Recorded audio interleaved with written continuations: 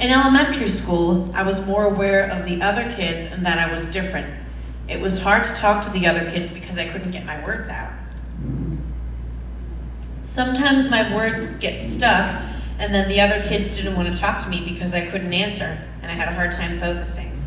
This made me very sad, and I became jealous of typical kids because they could do things that I couldn't.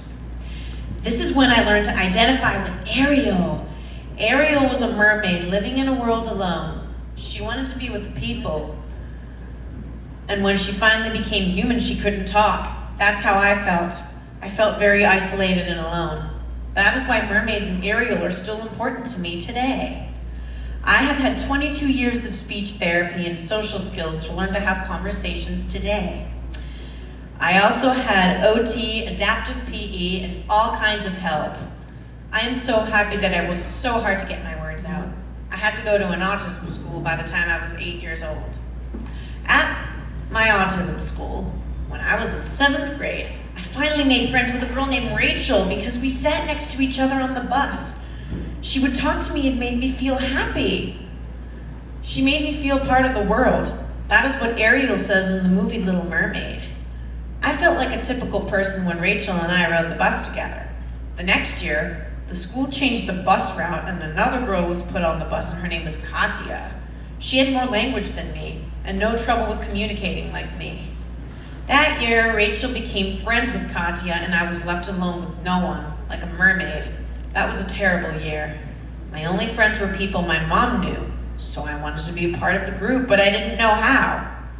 My mom put me in different activities at school, like the Miracle Project, which is a theater program for people with autism, so I could rehearse my social skills and be around people outside of class. For most of high school, I sat alone at lunch.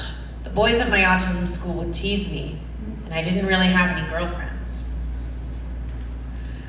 When I think back about those times, it makes me remember how alone I was and how I was not part of the world. This made me very sad.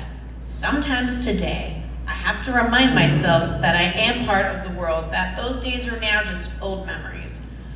But sometimes that feeling still stays in my head. I have to remember who I am today. It's like when Mufasa says to Simba, "Remember who you are." I stayed in speech, took more theater classes, and my mom kept helping me do the work so that my brain could keep practicing my words. We have a saying, the more you practice, the easier it gets.